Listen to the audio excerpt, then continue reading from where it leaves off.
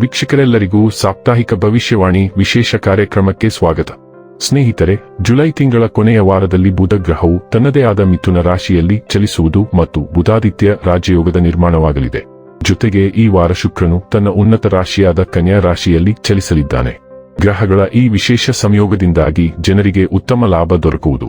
ಹಾಗಾಗಿ ಜುಲೈ ತಿಂಗಳ ಕೊನೆಯ ವಾರದಲ್ಲಿ ಕೆಲವು ರಾಶಿಗಳಿಗೆ ಸೇರಿದ ಜನರು ಅಪಾರ ಲಾಭ ಮತ್ತು ಪ್ರಗತಿಯನ್ನು ಗಳಿಸಲಿದ್ದಾರೆ.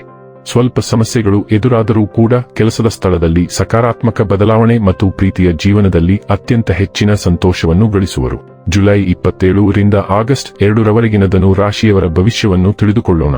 ಈ ವಾರ ಧನು ರಾಶಿಯವರ ಫಲಾಫಲಗಳೇನು, ಗ್ರಹಗತಿಗಳು ಹೇಗಿರಲಿವೆ, ಕೌಟುಂಬಿಕ ಸಾಮಾಜಿಕ ಜೀವನ ಹಾಗೂ ವ್ಯಾಪಾರ ವಹಿವಾಟು ಹೇಗೆ ನಡೆಯಲಿದೆ, ಅಲ್ಲದೆ ಯಾವೆಲ್ಲ ಸಮಸ್ಯೆಗಳು ನಿಮ್ಮನ್ನು ಈ ಸಾಪ್ತಾಹಿಕದಲ್ಲಿ ಕಾಡಲಿವೆ, ಅವುಗಳಿಗೆ ಪರಿಹಾರಗಳೇನು ಎಂಬುದನ್ನು ತಿಳಿಯಲು ಈ ವಿಡಿಯೋವನ್ನು ಸಂಪೂರ್ಣವಾಗಿ ವೀಕ್ಷಿಸಿ. ನೀವಿನ್ನೂ ನಮ್ಮ ಚಾನೆಲ್ ಸಬ್ಸ್ಕ್ರೈಬ್ ಮಾಡದೇ ಇದ್ದರೆ ಕೂಡಲೇ ನಮ್ಮ ಚಾನೆಲ್ ಸಬ್ಸ್ಕ್ರೈಬ್ ಮಾಡಿ. ಹೆಚ್ಚಿನ ವಿಡಿಯೋ ಅಪ್ಡೇಟ್ಗಾಗಿ ಪಕ್ಕದ ಬೆಲ್ ಐಕಾನ್ ಬಟನ್ ಕ್ಲಿಕ್ ಮಾಡಿ. ಸ್ನೇಹಿತರೆ, ಚಂದ್ರ ರಾಶಿಯ ದೃಷ್ಟಿಯಿಂದ ಶನಿ 4ನೇ ಭಾವದಲ್ಲಿ ಇರುವ ಕಾರಣ ಈ ವಾರ ದಣಿವಿನ ಕೆಲಸಗಳಿಂದ ಬಿಡುವು ತೆಗೆದುಕೊಂಡು ಆರಾಮ ಮಾಡಿ ಆಪ್ತ ಸ್ನೇಹಿತರು ಮತ್ತು ಕುಟುಂಬದೊಂದಿಗೆ ಸಂತೋಷದ ಕ್ಷಣಗಳನ್ನು ಕಳೆಯಿರಿ. ಚಂದ್ರ ರಾಶಿಯ ದೃಷ್ಟಿಯಿಂದ ಗುರು 8ನೇ ಭಾವದಲ್ಲಿ ಇರುವ ಕಾರಣ ಈ ಇಡೀ ವಾರ ವಿವಿಧ ಕ್ಷೇತ್ರಗಳಲ್ಲಿ ಹಣ ಖರ್ಚಾಗಲಿದ್ದು ಆರ್ಥಿಕ ವಿಷಯಗಳಲ್ಲಿ ಆರಂಭದಿಂದಲೇ ಸರಿಯಾದ ತಂತ್ರ ರೂಪಿಸಿ ಅನಗತ್ಯ ಖರ್ಚು ನಿಯಂತ್ರಿಸಿ. ಈ ವಾರ ಕುಟುಂಬದಲ್ಲಿ ಯಾವುದೋ ಶುಭ ಕಾರ್ಯ ನಡೆಯಬಹುದು, ವಿವಾಹ ಅಥವಾ ಮಗುವಿನ ಜನ್ಮ ದಿನಾಚರಣೆ ಆಗಿರಬಹುದು. ಈ ವಾರ ಗುರಿಗಳನ್ನು ಮೊದಲಿಗಿಂತ ಎತ್ತರಕ್ಕೆ ಇಡಬಹುದು, ಅದನ್ನು ಸಾಧಿಸಲು ಕಠಿಣ ಪರಿಶ್ರಮ ಪಡಬೇಕಾಗುತ್ತದೆ. ಫಲಿತಾಂಶ ನಿರೀಕ್ಷೆಯಂತೆ ಬರದಿದ್ದರೆ ನಿರಾಶೆ ಆಗಬಹುದು ಎಂಬ ಭಯ ಇದೆ. ಉನ್ನತ ಶಿಕ್ಷಣ ಮುಗಿಸಿ ಉದ್ಯೋಗ ಹುಡುಕುವವರಿಗೆ ಒಳ್ಳೆಯ ಕಂಪನಿಯಿಂದ ಸಂದರ್ಶನದ ಕರೆ ಬರಬಹುದು. ಎಲ್ಲಾ ಪ್ರಶ್ನೆಗಳಿಗೆ ಮುಂಚಿತವಾಗಿ ತಯಾರಾಗಿರಿ. ಧನು ರಾಶಿ ಸೂರ್ಯ, ಚಂದ್ರ ಮತ್ತು ಉದಯ ರಾಶಿಯವರು ನಿಮ್ಮ ವೈಯಕ್ತಿಕ ಮತ್ತು ವ್ಯವಹಾರ ಸಂಬಂಧಗಳ ಮೇಲೆ ಹೆಚ್ಚಿನ ಗಮನ ಹರಿಸುತ್ತಾರೆ. ಮಂಗಳ ಗ್ರಹವು ನಿಮ್ಮ ವ್ಯವಹಾರ ಪಾಲುದಾರರೊಂದಿಗೆ ಪ್ರಮುಖ ಸಂಭಾಷಣೆ ನಡೆಸುತ್ತದೆ. ಮಂಗಳ ಗ್ರಹವು ಶೀಘ್ರದಲ್ಲೇ ಮಿಥುನ ರಾಶಿಯಿಂದ ನಿರ್ಗಮಿಸುತ್ತದೆ. ಆದ್ದರಿಂದ ನೀವು ಸಂಬಂಧಗಳಲ್ಲಿನ ವಾದಗಳನ್ನು ಪರಿಹರಿಸಲು ಸಾಧ್ಯವಾಗುತ್ತದೆ. ವ್ಯಾಪಾರ ಪಾಲುದಾರಿಕೆಯನ್ನು ಹುಡುಕುತ್ತಿರುವವರು ಒಟ್ಟಿಗೆ ಕೆಲಸ ಮಾಡಲು ಗಂಭೀರ ಆಸಕ್ತಿ ತೋರಿಸುವ ವ್ಯಕ್ತಿಯನ್ನು ಭೇಟಿಯಾಗುತ್ತಾರೆ. ನೀವು ದೀರ್ಘ ಪ್ರವಾಸಗಳ ಬಗ್ಗೆ ಮತ್ತು ಸಾಮಾಜಿಕ ಕೂಟಗಳಿಗೆ ಹಾಜರಾಗುವ ಬಗ್ಗೆಯೂ ಯೋಚಿಸುವಿರಿ. ಶುಕ್ರನು 10ನೇ ಮನೆಯಲ್ಲಿ ದುರ್ಬಲ ಸ್ಥಿತಿಯಲ್ಲಿ ಚಲಿಸುತ್ತಿರುವುದರಿಂದ ನಿಮ್ಮ ವೃತ್ತಿ ಜೀವನವು ಮುಖ್ಯವಾಗಿದೆ. ಹಿರಿಯ ವ್ಯಕ್ತಿಯೊಬ್ಬರು ನಿಮ್ಮ ಕೊಡುಗೆಯನ್ನು ಮೆಚ್ಚುತ್ತಾರೆ ಮತ್ತು ನೀವು ಇತ್ತೀಚೆಗೆ ಪೂರ್ಣಗೊಳಿಸಿದ ಕೆಲಸಕ್ಕೆ ನೀವು ಸಕಾರಾತ್ಮಕ ಪ್ರತಿಕ್ರಿಯೆಯನ್ನು ಪಡೆಯುತ್ತೀರಿ.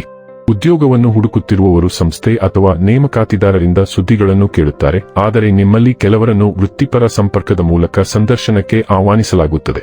ಪ್ರಭಾವಿ ವ್ಯಕ್ತಿಯೊಂದಿಗೆ ಸಭೆ ನಡೆಸುವುದು ನಿಮ್ಮ ಭವಿಷ್ಯಕ್ಕೆ ಉಪಯುಕ್ತ ಬಾಗಿಲು ತೆರೆಯುತ್ತದೆ. ಆದಾಗ್ಯೂ ಶುಕ್ರ ಇಲ್ಲಿ ದುರ್ಬಲವಾಗಿರುವುದರಿಂದ ನೀವು ಕೆಲಸದಲ್ಲಿ ನಿಮ್ಮ ಸಂವಹನದ ಬಗ್ಗೆ, ವಿಶೇಷವಾಗಿ ನಿಮ್ಮ ವ್ಯವಸ್ಥಾಪಕರೊಂದಿಗೆ ಜಾಗರೂಕರಾಗಿರಬೇಕು.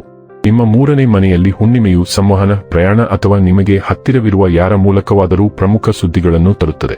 ನಿಮ್ಮ ಯೋಜನೆಗಳನ್ನು ಬದಲಾಯಿಸುವ ಸಂದೇಶ ಅಥವಾ ಫೋನ್ ಕರೆಯನ್ನು ನೀವು ಸ್ವೀಕರಿಸುತ್ತೀರಿ, ಆದರೆ ಒಡಹುಟ್ಟಿದವರು ಅಥವಾ ನಿಕಟ ಸಂಬಂಧಿಗಳು ನಿಮ್ಮ ಗಮನ ಅಗತ್ಯವಿರುವ ಸುದ್ದಿಗಳೊಂದಿಗೆ ನಿಮ್ಮ ಬಳಿಗೆ ಬರುತ್ತಾರೆ. ಒಂದು ಸಣ್ಣ ಪ್ರಯಾಣವು ಅನಿರೀಕ್ಷಿತವಾಗಿ ನಡೆಯುತ್ತದೆ, ಬಹುಶಃ ಕೆಲಸ ಅಥವಾ ಕುಟುಂಬದ ವಿಷಯಕ್ಕಾಗಿ.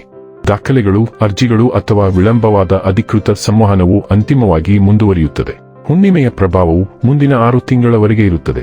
ಆದ್ದರಿಂದ ನೀವು ವಿವಿಧ ರೀತಿಯ ಸಂವಹನಗಳಿಗೆ ಸಂಬಂಧಿಸಿದ ಕೆಲವು ಯೋಜನೆಗಳಲ್ಲಿ ನಿರಂತರವಾಗಿ ಕೆಲಸ ಮಾಡುತ್ತೀರಿ. ಇನ್ನು ಕೊನೆಯದಾಗಿ ಮಾಡಿಕೊಳ್ಳಬೇಕಾದ ಉಪಾಯಗಳ ಕುರಿತು ನೋಡುವುದಾದರೆ, ಮನೆಯಲ್ಲಿ ತುಳಸಿ ಗಿಡವನ್ನು ನೆಡಿ ಮತ್ತು ಅದನ್ನು ಉತ್ತಮವಾಗಿ ಬೆಳೆಸಿರಿ. ಈ ಮೊದಲೇ ತುಳಸಿ ಗಿಡ ನಿಮ್ಮ ಮನೆಯಲ್ಲಿದ್ದರೆ ಅದರ ಮುಂದೆ ಪ್ರತಿನಿತ್ಯ ತುಪ್ಪದ ದೀಪವನ್ನು ಬೆಳಗಿಸಿ.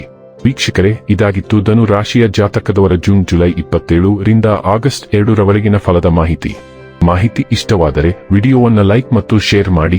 ಹಾಗೆ ಚಾನೆಲ್ ಸಬ್ಸ್ಕ್ರೈಬ್ ಮಾಡುವುದರ ಜೊತೆಗೆ ನಿರಂತರ ವಿಡಿಯೋ ಅಪ್ಡೇಟ್ಸ್ಗಳಿಗಾಗಿ ಪಕ್ಕದ ಬೆಲ್ ಐಕಾನ್ ಕ್ಲಿಕ್ ಮಾಡಿ.